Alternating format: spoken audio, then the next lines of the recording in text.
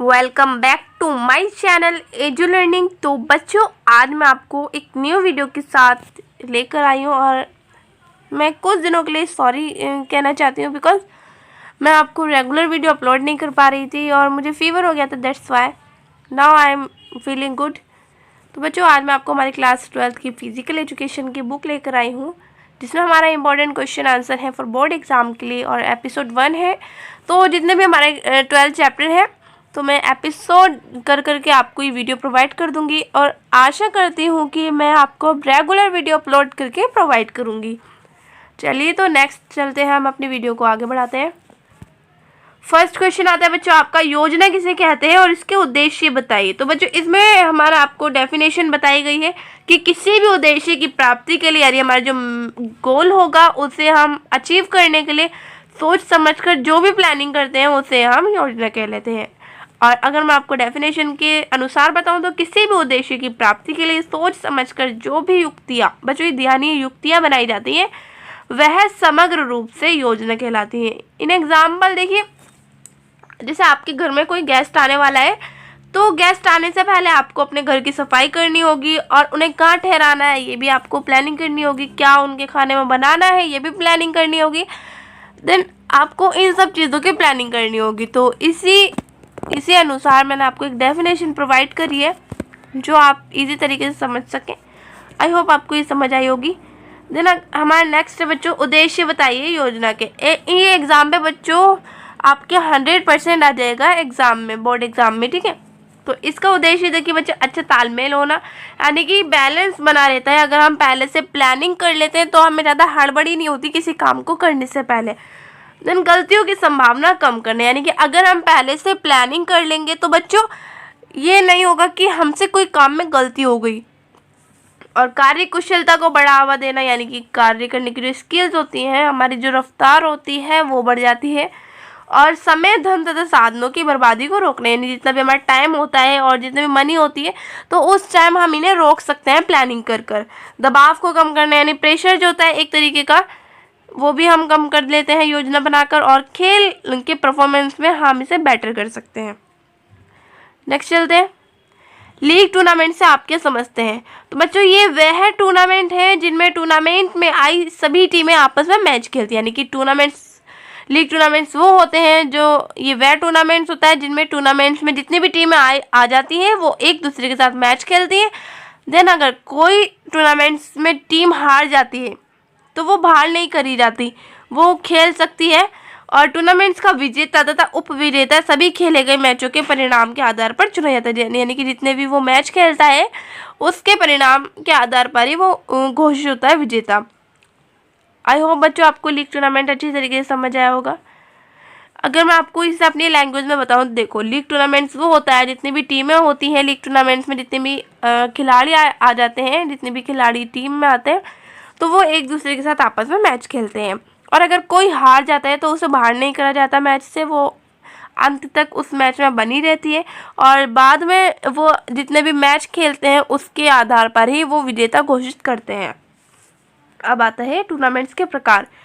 अगर बच्चों मैं आपको बताऊं कि टूर्नामेंट्स के प्रकार कितने होते हैं, वो 4 होते हैं, लेकिन आपका एक जो प्रकार है वो हटा दिया गया है, आपके एग्ज़ाम में नहीं आएगा, तो वो चैलेंजिंग टूर्नामेंट्स है। पर मैंने आपको ये बता दिया कि नॉलेज के तौर पर।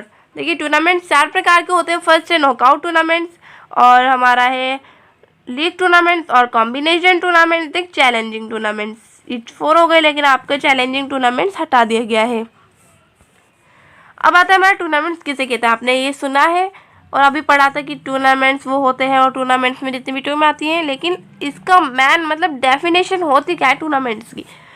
तो ये टूर्नामेंट्स मैचों की वह श्रृंखला होती है जिसमें एक विशेष स्पेशल जो हमारा खेल होता है, एक स्पेशल खेल में बेस्ट टीम का पता लगाया जाता है, तो उसे हम टूर्नामेंट्स बोलते हैं।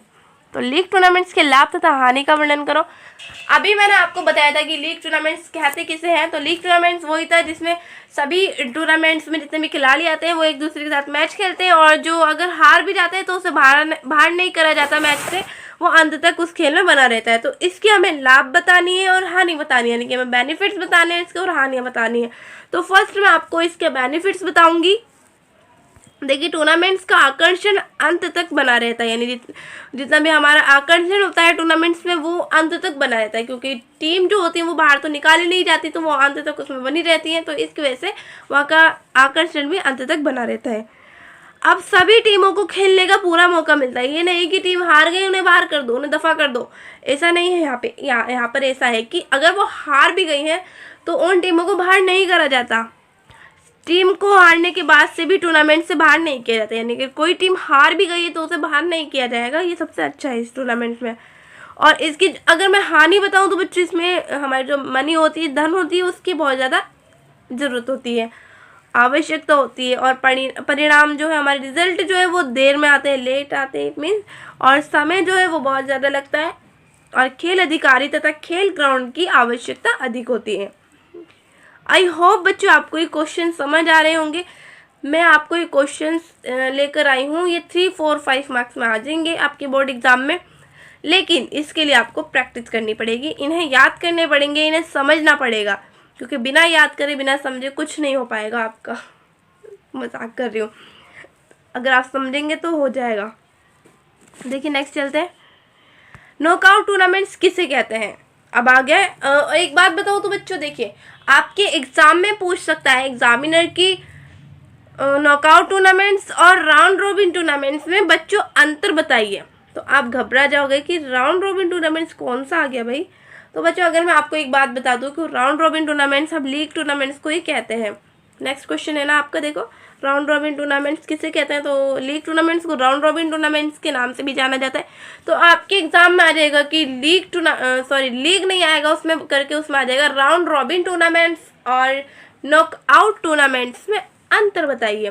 तो नॉकआउट टूर्नामेंट्स बताती हूँ मैंने लीग टूर्नामेंट्स तो आपको बता दिया। आई होप आपको वो अच्छी तरीके से समझ आया होगा, अगर आया होगा तो कमेंट्स में ओके करके मुझे कमेंट करिए। हाँ देखिए नॉकआउट टूर्नामेंट्स बताती हूँ। देखिए इस प्रकार की प्रतियोगिता में जो टीम हार जाती है वे बाहर हो जाती है, केवल जीतने वाली टीम ही प्रतियोगिता में बनी रहती है। यानी कि इसमें बता रहा है कि जो टीम हार गई उसे दफा कर दो, उसे बाद में मत घुसाओ, ठीक है। और हमारा जो राउंड रॉबिन टूर्नामेंट्स यानी कि लीग टूर्नामेंट्स था उसमें ऐसा नहीं था, उसमें ही बेचारों की फीलिंग समझ लेते हैं, यानी उन्हें बाहर नहीं करते थे, ठीक है। अब ये तो मैंने पढ़ा दिया राउंड रॉबिन टूर्नामेंट्स। अब बच्चों हमारा नेक्स्ट क्वेश्चन है नॉकआउट टूर्नामेंट्स के लाभ तथा हानि, यानी जिसमें दफा कर दिया था टीमों को उसके हमें बेनिफिट बताने हैं और उसकी हानि बतानी है। तो बच्चों इसमें जो मैचों की जल्दी समाप्ति हो जाती है, सबसे मेन है इसमें लाभ कि मैच जो होते हैं वो जल्दी समाप्त कर दिए जाते हैं, ज़्यादा बोरिंग नहीं होते हैं और श्रेष्ठ प्रदर्शन होता है, यानी बेस्ट परफॉर्म देते हैं। सब जितने भी खिलाड़ी आते हैं वो इस डर से देते हैं ताकि वो दफा ना हो जाए, यानी कि वो बाहर ना हो जाए मैच से हार की वजह से। और इसमें टाइम जो है वो टाइम की बचत होती है और कम खर्चीले होते हैं। और इसकी अगर मैं हानि बताऊँ नॉकआउट टूर्नामेंट्स की, वो है बच्चों रुचि की कमी, यानी कि जो कुछ दर्शक होते हैं जो देखने आए होते हैं टूर्नामेंट्स को, तो वो एक टीम पकड़ लेते हैं, उससे आशा बनाए रहते हैं, वो सोचते हैं कि ये टीम जीतेगी, लेकिन अगर वो टीम कुछ गड़बड़ी कर दे तो उसकी वजह से वो टीम हार जाती है और वो बाहर चली जाती है, जिसकी वजह से दर्शकों को रुचि की कमी हो जाती है। कम मैच होते हैं इसमें और अत्यधिक दबाव होता है, यानी कि अगर कोई टीम अच्छा खेलती है तो वो इस डर से अच्छा नहीं खेल पाती है कि वो बाहर ना हो जाए, उसका प्रेशर होता है कि अगर मैं हल्का सा गड़बड़ी कर दूं तो मैं बाहर ना हो जाऊँ, मैं बाद में आ भी नहीं पाऊँगा, खेल भी नहीं पाऊँगा, दैट्स वाई इसमें अत्यधिक प्रेशर रहता है। अब बच्चों इसमें हमारा टूर्नामेंट्स के आयोजन, यानी जो हमारा आयोजन होता है उसके चलते समितियों के कार्य उसके पूर्व है बच्चों, चलते नहीं है, सॉरी फॉर दैट। पूर्व का मतलब होता है पहले। तो हमारा जो इसमें है टूर्नामेंट्स के आयोजन के पूर्व खेल समितियां जो है वो आयोजन समिति है, प्रचार समिति है और क्रय समिति है, तकनीक समिति और वित्तीय समिति है। अगर मैं आपको इसे एक्सप्लेन करके बताऊं तो फर्स्ट है हमारा आयोजन समिति। तो बच्चों इस समिति का जो कार्य होता है वो होता है ये समिति खेल प्रतियोगिता के आयोजन तथा संचालन से संबंधित सभी गतिविधियों के लिए मुख्य रूप से जिम्मेदार होती है, ये देख रेख करती है इन सभी चीज़ की, ठीक है। अब आता है बच्चों हमारा प्रचार समिति। तो इस समिति का कार्य होता है कि प्रतियोगिता से 3 से 4 हफ्ते पहले हमें ये फिक्स करना है कि किस डेट को करना है और किस जगह पर करना है। तो इस समिति का कार्य होता है प्रचार समिति का। और क्रय समिति का कार्य जो होता है वो बच्चों वो होता है कि जितने भी प्रतियोगिता में सामान चाहिए, उपकरण चाहिए, वस्तुएं चाहिए, वो उस सामान को खरीदती है। और तकनीक समिति का होता है टेक्निकल से संबंधित जितनी भी चीज़ों की देख रेख करना होता है वो इस समिति का कार्य होता है। और वित्तीय समिति लास्ट आता है तो इसका कार्य होता है कि कितना खर्च करना है और किस प्रकार करना है, तो ये इस समिति का कार्य होता है। ठीक है, अब नेक्स्ट चलते हैं बच्चों। टूर्नामेंट्स के दौरान की समितियां कौन कौन सी है? दौरान यानी कि जब टूर्नामेंट्स चल रहा होता है उसके बीच में जो समिति होती है, तो पूछ रहा है कि कौन कौन सी समिति हैं और इनके निम्नलिखित काम बताइए। तो बच्चों टूर्नामेंट्स के दौरान की समितियां हैं ड्यूरिंग टूर्नामेंट्स, भोजन तथा आवास समिति।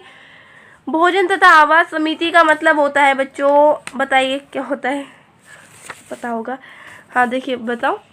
भोजन तथा आवास समिति का कार्य होता है कि प्रतियोगिता के दौरान सभी खिलाड़ियों और अधिकारियों को भोजन पहुंचाने की जिम्मेदारी इसी समिति की होती है। यानी भाई उन्हें भी भूख लगती होगी तो वो जब हमारे टूर्नामेंट चलता होता है तो उन्हें खाना वाना पहुंचाती है समिति। अब हमारा स्वागत समिति है, जितने भी हमारे गेस्ट आते हैं टूर्नामेंट देखने के लिए और जितने भी खिलाड़ी होते हैं तो ये समिति जो है उन्हें उस स्थान पर लाती है जहाँ पे हमारा टूर्नामेंट चल रहा होता है। और जो खिलाड़ी आते हैं खेलने के लिए वो अगर हमारे पंजाब में रहते हैं और हमारा टूर्नामेंट से वो हरियाणा में होना है तो वो पंजाब से वहाँ से लाएंगे और हरियाणा में उन्हें छोड़ेंगे, ये इनका काम होता है। और पुरस्कार समिति का होता है कि जो भी हमारी विजेता टीम होती है उन्हें पुरस्कार देना, मेडल देना, ट्रॉफी देना, सर्टिफिकेट देना, इस समिति का कार्य होता है।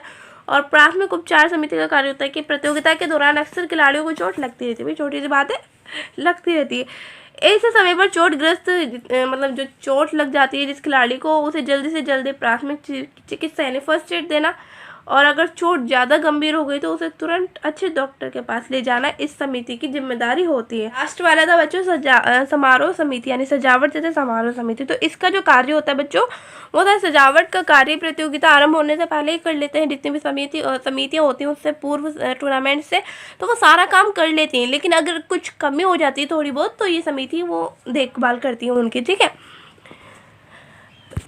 नाउ अब मैं आपसे रिक्वेस्ट करती हूँ कि मेरे चैनल को सब्सक्राइब जरूर कर देना, बेल आइकन को दबा देना, बराबर में बेल आइकन का बटन होगा उस घंटे को बस दबा देना हल्का सा। ठीक है, और बिकॉज बच्चों मैं इसलिए बोल रही हूँ, मैं अपने फ़ायदे के लिए नहीं बोल रही हूँ, इसलिए बोल रही हूँ कि जो भी मैं वीडियो अपलोड करूँ अपनी रेगुलर आप तक टाइम टू टाइम पहुँच जाए ताकि आपको बेनिफिट्स हो।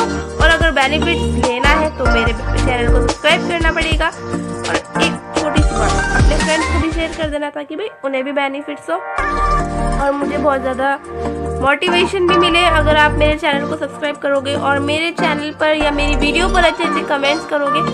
और अगर आपको कोई भी क्वेरी हो इस वीडियो से रिलेटेड तो बेझिझक होकर कमेंट कर देना। ठीक है, और इस वीडियो को प्लीज़ शेयर करना, कमेंट्स करना, लाइक करना ढेर सारे। तो आशा करती हूँ कि आपको वीडियो बहुत अच्छी लगी होगी और मैंने भी बहुत ज़्यादा मैंने मेहनत करी है, तो प्लीज़ मेरे चैनल को सब्सक्राइब जरूर कर देना। तो चलिए मिलते हैं नेक्स्ट वीडियो में, बातें तो होती रहेंगी, मिलते हैं नेक्स्ट वीडियो में, तब तक के लिए जय हिंद, जय भारत।